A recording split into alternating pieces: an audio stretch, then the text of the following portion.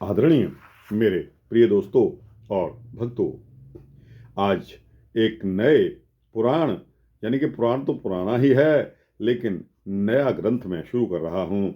संक्षिप्त ब्रह्म वैवर्त पुराण, जिसके प्राकृतिक प्रकृति खंड में गंगा की उत्पत्ति का विस्तृत प्रसंग आया है। दोस्तों, गंगा माई को कौन नहीं जानता। किसने गंगा में स्नान नहीं किया होगा। अपने पाप धोने का तो सभी को यह इरादा रहता है कि जब हम इतने पाप करते हैं तो पाप धोने का भी कोई साधन जो है हमारी पृथ्वी पर, वह गंगा माता में स्नान करना है। तो दोस्तों, गंगा की उत्पत्ति का यह प्रसंग आपके समक्ष रख रहा हूँ। उम्मीद करता हूँ कि बने रहेंगे इस वृतांत के अंत तक। मेरे साथ आपको स्वयं पता लगेगा कि उत्पत्ति किस प्रकार हुई। तो दोस्तों, इस वृतांत को बिना समय गवाए आइए शुरू करते हैं। नारद जी कहते हैं कि वेद वेदताओं में श्रेष्ठ भगवान पृथ्वी का यह परम मनोहर उपाख्यान सुन चुका हूँ। अब आप गंगा का विशद प्रसंग सुनाने की कृपा कीजिए। प्रभु, सुरेश्वरी विष्णु स्वरूपा एवं स्वयं विष्णुपदी नाम से विख्यात गंगा सरस्वती के शाप से भारतवर्ष में किस प्रकार और किस युग में पधारी, किसकी प्रार्थना एवं प्रेरणा से उन्हें यहाँ आना पड़ा। पाप का उच्छेद करने वाला यह पवित्र एवं पुण्यप्रद प्रसंग मैं आपको सुनाता हूँ। भगवान नारायण कहते हैं, नारद श्री मानसगर एक सूर्यवंशी सम्राट हो चुके हैं। मन को मुग्ध करने वाले उनकी दो रानियां थी, वैदर्भी और शैब्या। उनकी पत्नी शैब्या से एक पुत्र उत्पन्न हुआ। कुल को बढ़ाने वाले उस सुंदर पुत्र का नाम असमंजस पड़ गया। उनकी दूसरी पत्नी वैदर्भी ने पुत्र की कामना से भगवान शंकर की उपासना की।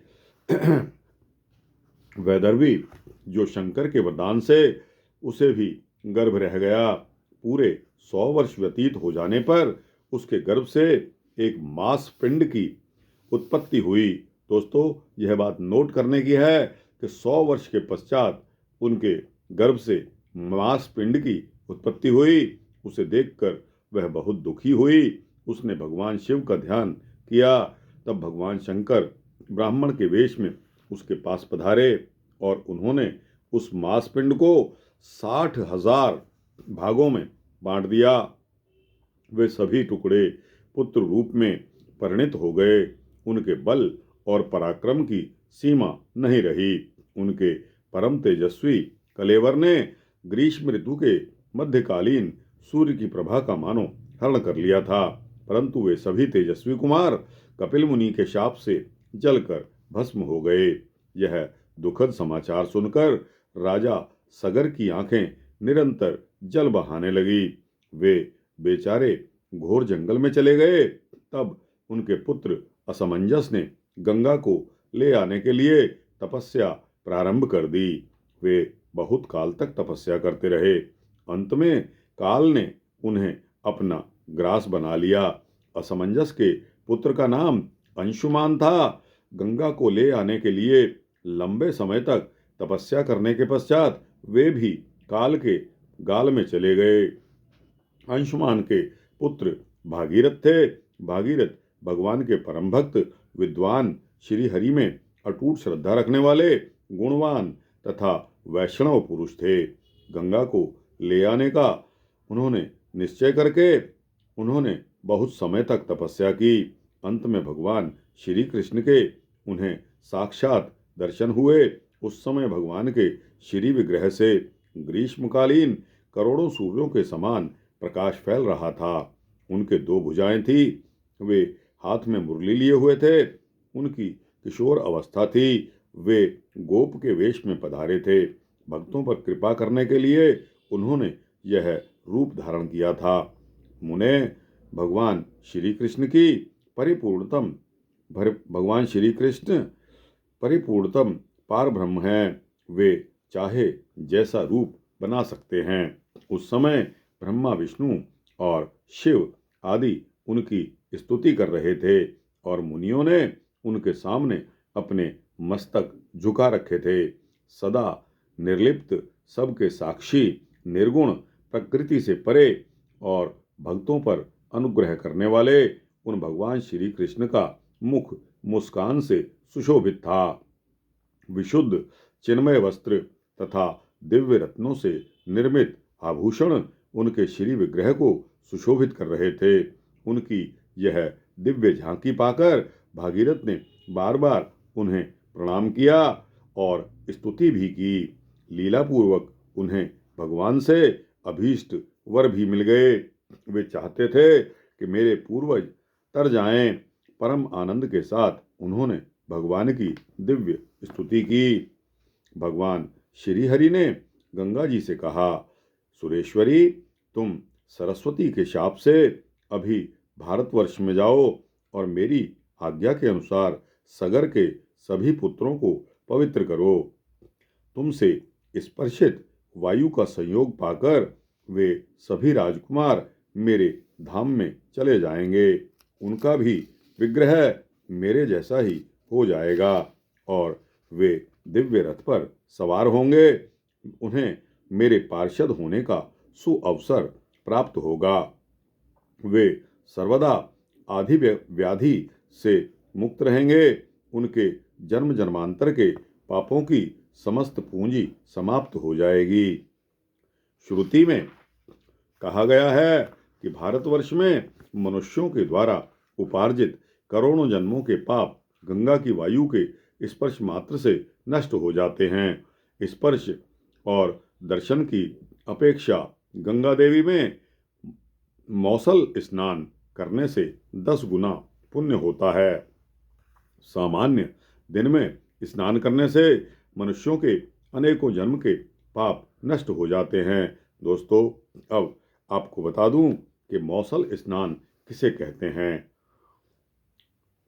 गंगा को प्रणाम करके प्रवेश करें और निश्चेष्ट होकर अर्थात बिना हाथ पैर हिलाए शांत भाव से स्नान कर लें। इसे मौसल स्नान कहा जाता है। दोस्तों, सामान्य दिनों में स्नान करने से मनुष्यों के अनेकों जन्मों के पाप नष्ट हो जाते हैं। पर्वों तथा विशेष पुण्य तिथियों पर स्नान करने का विशेष फल कहा गया है।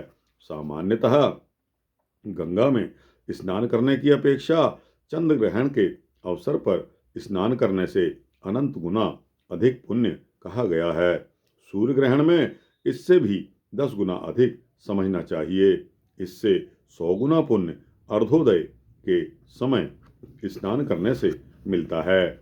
नारद इस प्रकार गंगा और भागीरथ के सामने कहकर देवेश्वर भगवान श्री हरि चुप हो गए। तब गंगा ने भक्ति से अत्यंत नम्र होकर कहा। गंगा बोली कि हे नाथ, सरस्वती का शाप पहले से ही मेरे सिर पर सवार है। आप आज्ञा दे ही रहे हैं और इन महाराज भागीरथ की एतदर्थ तपस्या भी हो रही है। अतः मैं अभी भारतवर्ष में जा रही हूँ, परंतु प्रभु, वहाँ जाने पर अनेकों पापीजन अपने जिस किसी प्रकार के भी पाप को मुझ पर लाद देंगे। ऐसी स्थिति में मेरे ऊपर आए हुए वे पाप फिर नष्ट कैसे होंगे? इसका उपाय तो बतला दीजिए। हे देवेश, मुझे भारतवर्ष में कितने वर्षों तक रहना पड़ेगा? फिर मैं कब परम प्रभु के धाम में आने की अधिकारिणी बन सकूंगी? प्रभु, आप सर्वांतर्यामी से कोई भी बात छिपी नहीं है। सर्वज्ञ देव, मेरे अंतःकरण में अन्य भी जो कामनाएं छिपी हैं उनके भी पूर्ण होने का उपाय बताने की कृपा करें। श्री भगवान बोले कि हे सुरेश्वरी, हे गंगे, मैं तुम्हारे सभी अभिप्रायों से परिचित हूँ। तुम नदी रूप में भारतवर्ष में पधारोगी और मेरे ही अंश स्वरूप समुद्र तुम्हारे पति होंगे। भारतवर्ष में सरस्वती आदि अन्य जितनी नदियां होंगी उन सब में समुद्र के लिए तुम ही सबसे अधिक सौभाग्यवती मानी जाओगी। देवेश देवेशी, कलयुग के 5,000 वर्षों तक तुम्हें सरस्वती के शाप से भारतवर्ष में रहना है। देवी लक्ष्मी रूपा तुम रसिका हो और मेरे स्वरूप समुद्र रसिक राज हैं। तुम उनके साथ एकांत में निरंतर प्रिय संगम करोगी। भारतवासी संपूर्ण मनुष्य भागीरथ प्रणीत स्तोत्र से तुम्हारी स्तुति करेंगे और उनके द्वारा भक्ति पूर्वक तुम सुपूजित भी होगी। कण्व शाखा में बताए गए प्रकार से तुम्हारा ध्यान करके लोग तुम्हारी पूजा में तत्पर होंगे। जो तुम्हारी स्तुति और तुम्हें प्रणाम करेगा उसको अश्वमेध यज्ञ का फल सुलभता से प्राप्त होगा, चाहे सैकड़ों योजन की दूरी पर ही क्यों न हो। किंतु जो गंगा गंगा इस नाम का उच्चारण करके स्नान करता है वह संपूर्ण पापों से छूटकर विष्णु लोक में चला जाता है। हजारों पापी व्यक्तियों के स्नान जो तुम पर पाप आ जाएंगे, मेरे भक्तों के स्पर्श मात्र से उनकी सत्ता नष्ट हो जाएगी। हजारों पापी प्राणियों के शव का स्पर्श अवश्य ही पाप का साधन है, किंतु मेरे मंत्र का अनुष्ठान करने वाले पुण्यात्मा भक्त पुरुष भी तो तुम्हारे में स्नान करने आएंगे। उनके स्नान से तुम्हारा वह सारा पाप नष्ट हो जाएगा। शुभे पवित्र भारतवर्ष में ही तुम्हारा निवास होगा। उस पाप मोचन स्थान पर सरस्वती आदि सभी श्रेष्ठ नदियां तुम्हारा साथ देंगी। जहां तुम्हारे गुणों का कीर्तन होगा वह स्थान तुरंत तीर्थ बन जाएगा।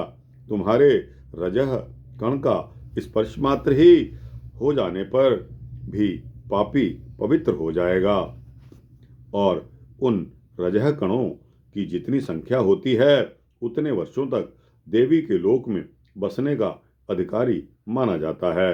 देवी जो भक्ति एवं ज्ञान से संपन्न होकर मेरे नाम का स्मरण करते हुए प्राण त्याग करते हैं वे सीधे मेरे परम धाम में जाते हैं और वहां पार्षद बनकर दीर्घ काल तक निवास करते हैं। वे असंख्य प्राकृतिक प्रलय देख सकते हैं। मृत व्यक्ति का शव बड़े पुण्य के प्रभाव से ही तुम्हारे अंदर आ सकता है। जितने दिनों तक उसकी एक एक हड्डी तुम्हारे में रहती है उतने समय तक वह बैकुंठ में वास करता है। यदि कोई अज्ञानी व्यक्ति तुम्हारे जल का स्पर्श करके प्राण त्याग करता है तो वह मेरी कृपा से सालोक्य पद का अधिकारी होता है। अथवा कोई कहीं भी मरे, यदि मरते समय जिस किसी प्रकार से भी तुम्हारे नाम का स्मरण हो जाता है तो उसे मैं सालोक्य पद प्रदान करता हूँ। ब्रह्मा की उत्पत्ति, ब्रह्मा की आयु पर्यंत वह वहाँ रह सकता है। कोई तीर्थ में मरे या अतीर्थ में मरे, तुम्हारे स्मरण के प्रभाव से सारूप्य पद का अधिकारी वह पुरुष ऐसा शक्तिशाली बन जाता है कि वह त्रिलोकी को भी पवित्र कर सकता है।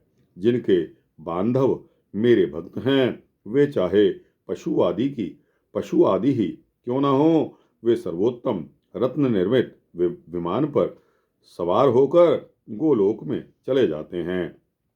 दोस्तों, मैं समझता हूँ कि अब आपको इस प्रश्न का भी उत्तर मिल गया होगा कि जब हमारे यहाँ किसी व्यक्ति की मौत हो जाती है तो गंगा जल का उसके मुख में डालने का क्या प्रावधान है। दोस्तों, गंगा का नाम लेते ही वह परम पद को प्राप्त कर लेता है। मुनिवर, इस प्रकार गंगा से कहकर भगवान श्री हरि ने राजा भागीरथ से कहा, राजन, तुम अभी इन गंगा की स्तुति तथा भक्ति भाव के साथ पूजा करो। तब भागीरथ भक्ति पूर्वक गंगा के स्तवन और पूजन में संलग्न हो गए। कौथु में शाखा में कहे हुए ध्यान और स्तोत्र से उन्होंने गंगा की पूजा संपन्न की। तदनंतर उन्होंने परम प्रभु परमात्मा भगवान श्री कृष्ण को बारंबार प्रणाम किया। इसके पश्चात भागीरथ और गंगा की अभीष्ट स्थान की ओर यात्रा आरंभ हो गई तथा भगवान अंतर्ध्यान हो गए। नारद जी ने पूछा कि वेदज्ञों में प्रमुख प्रभु किस ध्यान स्तोत्र से तथा किस पूजा क्रम से राजा भागीरथ ने गंगा की पूजा की, यह मुझे बताने की कृपा करें। तब भगवान नारायण ने बताया कि नारद जी, राजा भागीरथ ने नित्य क्रिया के पश्चात स्नान किया, 2 स्वच्छ वस्त्र धारण किए, तब इंद्रियों को नियंत्रण में रखकर भक्ति पूर्वक 6 देवताओं की पूजा की। वे 6 देवता कौन से हैं? वे 6 देवता हैं गणेश जी, सूर्य भगवान, अग्नि, विष्णु, शिव और भगवती शिवा। इन देवताओं का पूजन करने पर वे गंगा जी की पूजा के पूर्ण अधिकारी बन गए। नारद, विघ्न दूर होने के लिए गणेश की, आरोग्यता के लिए सूर्य की, पवित्रता के लिए अग्नि की, मुक्ति प्राप्ति के लिए विष्णु जी की, ज्ञान के लिए ज्ञानेश्वर शिव की तथा बुद्धि की वृद्धि के लिए भगवती शिवा की पूजा करना आवश्यक है। विद्वान पुरुष इन देवताओं की पूजा संपन्न कर लेने पर ही अन्य किसी पूजा में सफलता प्राप्त होती है। मुने सुनो, इस प्रकार से भागीरथ ने गंगा का ध्यान किया था। भगवान नारायण कहते हैं कि नारद, यह ध्यान संपूर्ण पापों को नष्ट कर देता है। गंगा का वर्ण श्वेत चंपा के समान स्वच्छ है। ये समस्त पापों का उच्छेद कर देती है। पर ब्रह्म पूर्णतम भगवान श्री कृष्ण के श्री विग्रह से इनका प्राकट्य हुआ है। ये परम साध्वी और उन्हीं के समान सुयोग्य हैं। बहिशुद्ध चिन्मय वस्त्र इनकी शोभा बढ़ाते हैं। रत्नमय भूषणों में ये विभूषित हैं। इन आदरणीय देवी ने शरद पूर्णिमा के सैकड़ों चंद्रमाओं की स्वच्छ प्रतिभा को अपने में स्थान दे रखा है। ये सदा मुस्कुराती रहती हैं। इनके तारुण्य में कभी शिथिलता नहीं आती। ये शांति स्वरूपिणी देवी भगवान नारायण की प्रिया हैं। सत सौभाग्य कभी इनसे दूर नहीं हो सकता। इनके सिर पर सघन अलकावली है।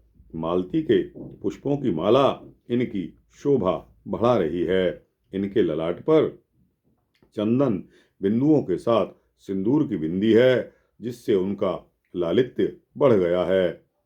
गंड स्थल पर कस्तूरी से पत्र रचना की गई है, जो नाना प्रकार के चित्रों से सुशोभित है। इनके परम मनोहर दोनों होठ पके हुए बिंबा फल की लालिमा को तुच्छ कर रहे हैं। इनकी मनोहर दंत पंक्तियों के सामने मोतियों की लड़ी नगण्य समझी जाती है। इनके कटाक्षपूर्ण बाकी चितवन से युक्त नेत्र परम मनोहर हैं। इनका वक्षस्थल विशाल है। स्थल कमल की प्रभा का पराभव करने वाले 2 सुंदर चरण हैं। रत्नमय पादुकाओं के से शोभा पाने वाले उन चरणों में महावर लगा है। देवराज इंद्र के मुकुट में लगे हुए मंदार के फूलों के रजह कण से इन देवी के श्री चरणों की लालिमा गाढ़ी हो गई है। देवता, सिद्ध और मुनींद्र अर्घ्य लेकर सदा सामने खड़े हैं। तपस्वियों के मुकुट में रहने वाले भौरों की पंक्ति से इनके चरण संयुक्त हैं। इनके पावन चरण मुमुक्षुजनों को मुक्ति देने में तथा कामी पुरुषों की कामना पूर्ण करने में अत्यंत कुशल हैं। ये परम आदरणीय देवी सबकी पूज्या, वर देने में प्रवीण, भक्तों पर कृपा करने में परम कुशल, भगवान विष्णु का पद प्रदान करने वाली तथा विष्णुपदी नाम से सुविख्यात हैं। इन परम साध्वी गंगा देवी की मैं उपासना करता हूँ। हे मात गंगे, आपकी जय हो। ब्राह्मण इसी ध्यान से 3 मार्गों से विचरण करने वाली कल्याणी गंगा का हृदय में स्मरण करना चाहिए। इसके बाद 16 प्रकार के उपचारों से इनकी पूजा करनी चाहिए। आसन, पाद्य, अर्घ्य, स्नान, अनुलेपन, धूप, दीप, नैवेद्य, तांबूल, शीतल जल, वस्त्र, आभूषण, माला, चंदन, आचमन और सुंदर शैया, ये अर्पण करने के योग्य 16 उपचार हैं। इन्हें भगवती गंगा को भक्ति पूर्वक समर्पण करके प्रणाम करें और दोनों हाथ जोड़कर स्तुति करें। इस प्रकार गंगा देवी की उपासना करने वाले बड़भागी पुरुष को अश्वमेध यज्ञ का फल प्राप्त होता है।